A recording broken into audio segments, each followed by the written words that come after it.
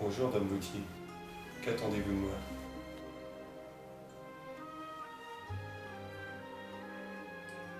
Je vais te proposer quelque chose que personne ne peut refuser. De quoi s'agit-il?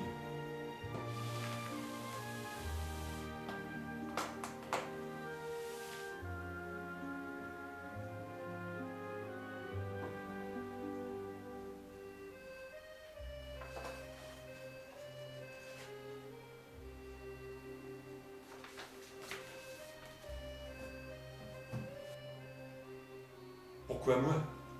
Il a fallu tirer au sort, et c'est tombé sur toi.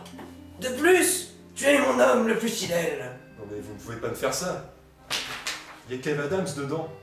La séance va bientôt commencer.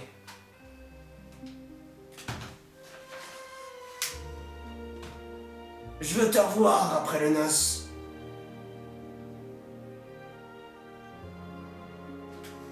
Dame Gauthier. Et en fait, emmène à l'aide sa victoire.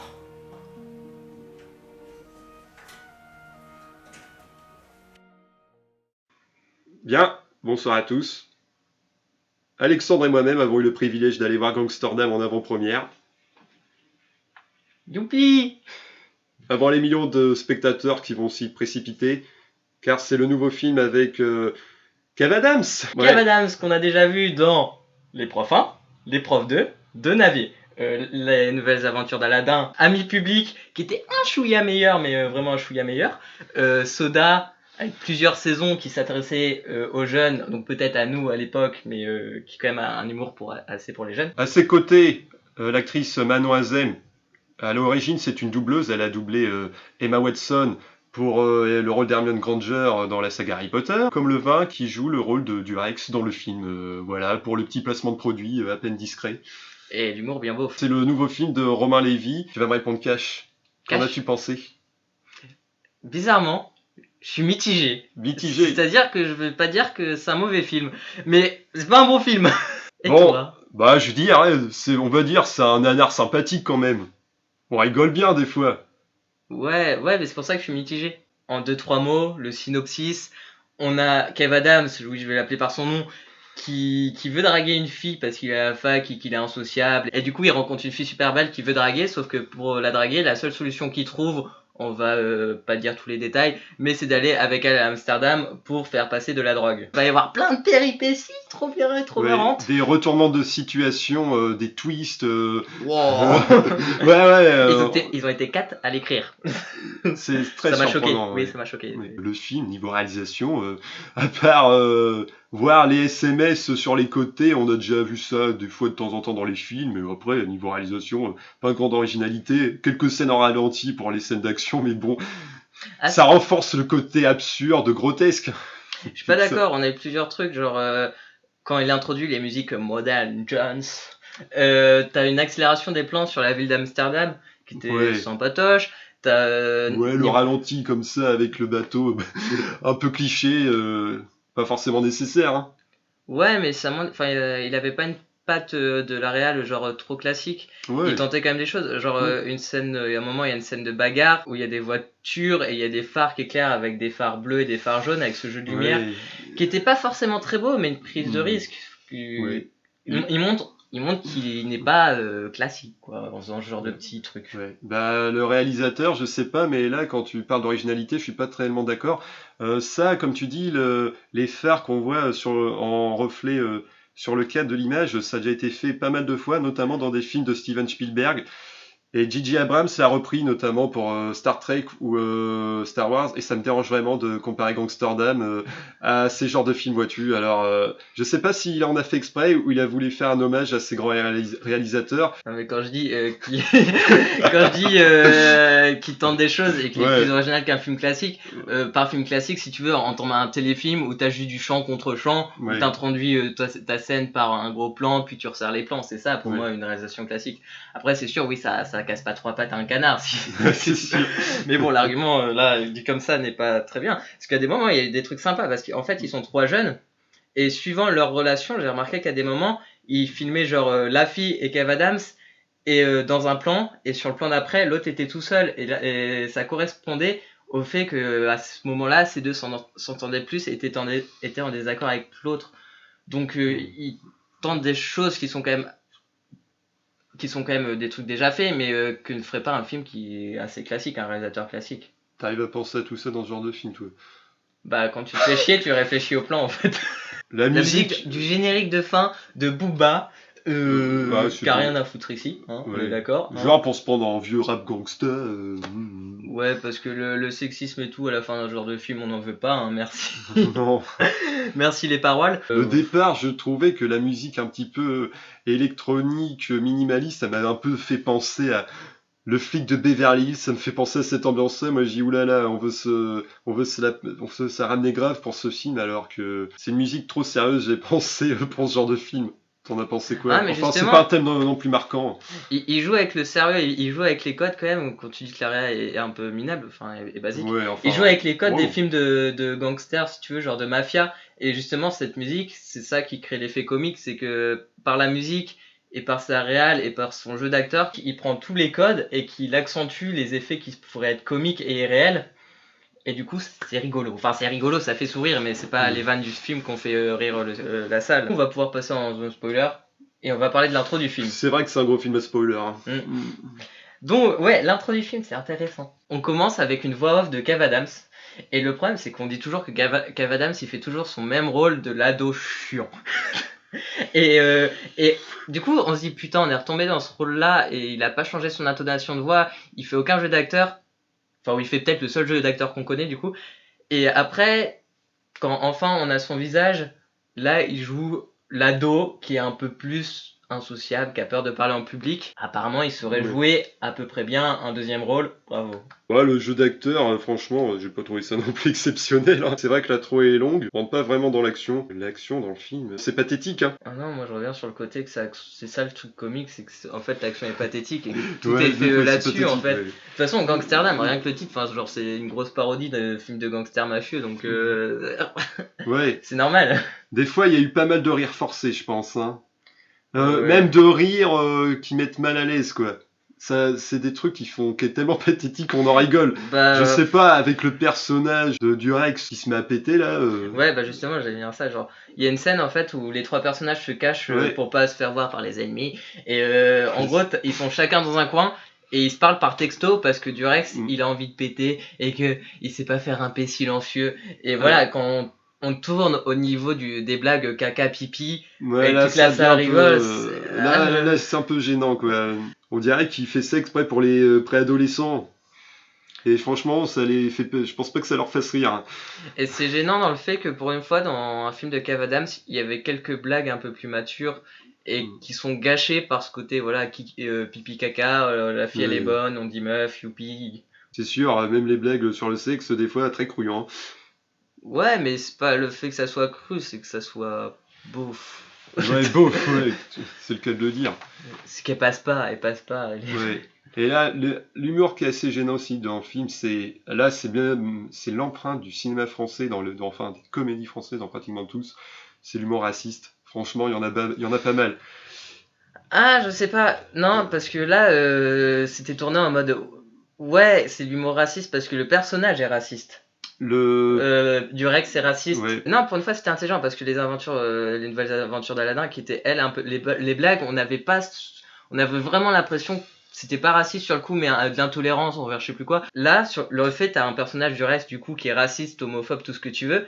Et petit à petit dans le film, on apprend que en fait, s'il est raciste et tout, c'est parce qu'il refoule un peu son homosexualité. Donc cette fois, c'était super intelligent. C'était mieux amené pour un film où il y a Kev Adams. Oui. C'est ça qui est bizarre. On nous fait des blagues pipi caca tout le long. Et tout ça pour amener des thématiques sur la jeunesse et une parodie de films de gangsters et de mafieux avec des trucs quand même assez intéressants sur la jeunesse avec voilà quelqu'un qui refoule son homosexualité, ce genre de choses. Tu vois. L'intrigue en elle-même, c'est pas non plus catastrophique. Au bout d'un moment, on est pris dedans. Ouais, On a envie que, ouais, vas-y, il y a des enjeux quand même. Parce que Kev, on va dire Kev pour les intimes, il doit récupérer un paquet de je sais plus quoi d'héroïne ou de bœufs. Non, c'est de la nouvelle, de la synthétique. Ah ouais, c'est Une vrai, la nouvelle formule. synthétique. Bah pour Manu Payet, il lui dit faut que tu le ramènes à temps, sinon ton frère il va passer un mauvais quart d'heure. Là, c'est vrai, il y a de l'enjeu et on prend ça au sérieux. On sait très bien qu'il va tout s'en sortir à la fin, Ouais, c'est une évidemment. comédie. Ouais, il y a des enjeux. Ouais. Il y a une romance, il y a ça. Une romance. Oui, la romance la plus courte du monde. Les scènes d'action pendant, on va dire, l'anniversaire de gamin qui a 18 ans, qui se transforme en vraie boucherie, entre Turc et Hollandais. Ça, c'était plutôt pas mal mis en scène. Avec le mec qui court avec sa table pour se protéger, c'était pas mal. Ouais, et après il y Enfin, avait c'est l'idée drôle. du ralenti où du coup les Français et les Hollandais se tirent dessus là. Ouais, avec C'est des Turcs. encore Ouais, une fois la parodie du film, tu vois, ça passe. c'est sûr. C'est pas chercher loin, mais ça passe, c'est Ouais. cool. C'est ce Ouais. qu'on demande, c'est des trucs cool comme ça. J'ai bien aimé la grosse scène de tension avec Ulysse. Là, on avait vraiment ils sont en sang tous les deux en train de se battre. On croit vraiment que Ulysse il va flinguer le fils du mafieux qui a pris du grand mafieux d'Amsterdam qui a pris la relève. Là, on a vraiment cru qu'il allait lui tirer une balle dans la tête et là, gros twist. On lui propose Ouais. quelque chose de beaucoup plus mignon pour être sûr qu'ils vont plus jamais les faire chier. Et là, Ça, tu vois, c'est une blague de sexe qui passe. ouais, Ce qui est c'est très drôle, ça passe. ouais. Ça va, on est rassuré. Il va pas lui faire rentrer une balle dans la tête on va dire, au nouveau mafieux qui a pris la place à son papa gentiment, mais qui est assez pathétique. Du coup, il méritait pas tellement ce sort-là, quoi, de le tuer d'une balle dans la tête. Ouais, sur le coup, je me suis dit, ah ouais, la chute quand même, elle est assez osée, mais bon, c'est un peu du rire forcé des fois de temps en temps.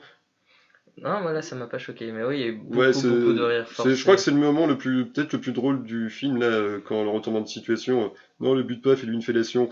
Non, Euh, il y a eu d'autres choses sympas. Quand ils arrivent sur le bateau, là, et qu'il est en mode. Enfin, après, c'est personnel, ouais, là, c'est super personnel. Genre, qui se pro- un qui propose sur le viol, c'est assez marrant. C'est encore une fois une blague de sexe, enfin, de sexe très cru, là, sur le coup, mais ouais. qui passe bien. Enfin, et voilà, t'as une blague sur deux qui passe. Non, une blague sur deux, je suis trop gentil. Il y a une blague sur quatre qui passe. Dans le train, grosse scène de tension, on croit qu'avec les flics, là, au tout début du film, on pense qu'ils vont se faire arrêter. C'est Ouais. une scène de tension, mais on se dit, ça peut pas se terminer comme ça, quoi. Elle était filmée bizarrement. Il y avait qu'un plan. Ouais, moi j'ai pas trop aimé cette scène, j'ai trouvé mal une rare un peu juste pour justement une scène de tension où c'est juste je pose la caméra devant Kev Adams et sa copine qui flippe et puis voilà. Dans les scènes de tension, je pense que le dénouement, comment ils font que le trio s'en sorte, c'est assez facile quand même. Notamment la scène finale où ils récupèrent le gamin, j'ai trouvé ça un peu trop facile.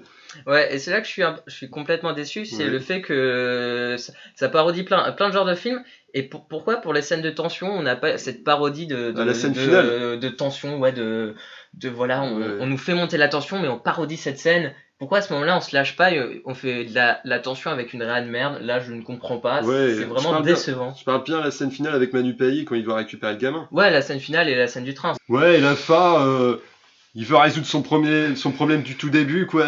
C'est-à-dire avoir son Master 2 face un examen oral face au prof, et bon, un baiser, et voilà. On sait dans ses yeux qu'il va réussir, alors qu'il n'a pas révisé du week-end, il a fait du trafic de drogue. Non, mais ça c'est intelligent. Enfin, c'est intelligent. Encore une fois, Ça, c'est banal, mais c'est parce que le personnage de Kev Adams, il évolue. Au début, il est tout triste. Enfin, il est pas triste. Il est insociable. Il a du mal en public et il s'affirme. Il s'affirme par les péripéties. C'est un peu Candide, tu vois. Il découvre la vie. Il s'affirme. Et peut-être que justement le baiser, c'était le dernier truc qui devait faire qu'il soit enfin un homme, entre guillemets, bien dans la société, bien dans sa peau, bien dans ses baskets, et là qu'il puisse réussir son oral. Voilà, mais c'est la base, enfin, genre, c'est la base d'un scénario, ça. Trop facile, un peu, honnêtement. Hein. Mais Ouais, bon, mais ça se veut vu que pas. c'était parodié, ça marche. Tu prends un truc Ouais. facile pour le parodier, tu Ouais. prends de la mafia facile pour le parodier, un Ouais. scénario facile pour le parodier, mais pourquoi des moments on parodie plus du tout et on le fait sérieux, ça je ne sais pas, c'est ça qui est bizarre, je trouve. Il va pas assez loin le film. Il va trop loin dans certaines blagues et pas Ouais, assez c'est loin sûr, dans le trop parodique. loin, Je pense qu'on ça, peut ils conclure là-dessus. insistent, même quand ils sortent de situation, je sais pas, le personnage de direct, ça, je l'ai fait, je l'ai fait. Ben, on sait que tu l'as fait, pas la peine de faire un plan de 5-6 secondes de plus pour dire qu'il a fait dans un monologue intérieur, qui le répète à haute voix. D'ailleurs, il y a un personnage que t'as aimé, plus ou moins, Personnage en soi, je sais pas. Niveau jeu d'acteur, bonne découverte, la fille, je sais plus le nom. Manon Azem. Manon Azem, bonne Dans le découverte. rôle de Nora. Ouais. Quand elle devait avoir des émotions, elle jouait bien. Ouais, c'est Elle pas, joue non. bien. Ça mérite pas non plus un César. Hein. Kev Adams, on va dire que Bon, peut-être dans d'autres rôles, on attend vraiment le jour où il changera son rôle vraiment, parce que à chaque fois, petit à petit, il essaye de trouver un nouveau rôle, mais il n'y arrive pas. Enfin, on lui donne pas peut-être. Mais voilà, change de rôle un bon coup, que tu nous montres ce que tu vaux vraiment. Celui qui s'appelle Durek, je sais plus le nom Oui. du tout. Ouais, pourquoi pas. Bah vu que ouais, c'était le mec il joue lourd, bien le con, quoi. Il joue, ouais, il joue voilà, très bien le rôle de son con. Au départ, ouais, il voulait les suivre comme il voulait suivre son pote parce qu'il est amoureux de lui. Les personnages secondaires, ils apportent leur petite touche d'humour, mais bon, c'est pas l'humour du siècle, hein, on va pas se mentir. Enfin, j'ai l'impression que tout l'humour de ce film repose sur le trio de jeunes. Ouais, Il n'y a c'est pas sûr. vraiment de trucs à Ouais. côté. Même on a l'impression que justement Après, ces jeunes sont perdus dans un monde sérieux et de méchants. On va Bon. peut-être on va conclure sur ces mots parce qu'on parle beaucoup de voilà, c'est une parodie, il y a beaucoup d'humour, il y a certains trucs qui ont marché et pas d'autres. Oui. Donc est-ce que tu le conseilles, Gilles? Qu'est-ce que tu pourrais nous dire en termes de conclusion sur ce magnifique film? En termes de conclusion, bah, je vais dire, la journée a été pourrie pour vous, je sais pas, vous voulez mettre votre... vous voulez déstresser, je sais pas, aller voir le film, ça peut peut-être vous redonner le sourire limite. Si vous avez pas vraiment envie de vous prendre la tête, allez voir le film. Après, si vous vous loupez pas grand-chose, hein, c'est facilement oubliable. Le film, c'est pas non plus une catastrophe, c'est un bon nanar, je dirais, quoi. Mais bon, c'est fait exprès. Pour moi, c'est le meilleur film de Kev Adams dans lequel il a un personnage important. Parce que j'ai vu qu'il avait joué dans un sac de billets et tout, je l'ai pas vu donc je vais pas dire. Mais voilà, meilleur film de Kev Adams. Il commence à changer de répertoire, ça peut donner quelque chose de cool sur la suite, on verra bien, mais faut vraiment qu'il change de rôle, sérieusement. Pour le côté humour, c'est chiant parce qu'on passe d'un côté à vraiment une blague voilà, caca pipi, après une blague qui marche bien, donc ça c'est gênant, ils ont pas trouvé, enfin c'est moi qui suis chiant, ou ils ont pas trouvé le juste équilibre. Et après pour le niveau parodique, c'est très très cool, c'est peut-être le point fort du film. Malheureusement, ça n'a pas été suivi dans toutes les scènes, enfin dans tout ce qu'ils auraient pu aller beaucoup plus loin, je pense. Quelques acteurs qui jouent bien, dont la fille, que tu vas me dire le nom. Manon Azem, le Voilà. point fort du film. Voilà, donc continuez à nous suivre sur YouTube et Facebook. Vous pouvez d'ailleurs vous abonner, laisser un like, un commentaire, et Comme à le papa bientôt. de Ruben. Et à bientôt pour de prochains. Nos. Et des prochains. Vlog. Oui, parce qu'il y a les vlogs de Rennes qui arrivent.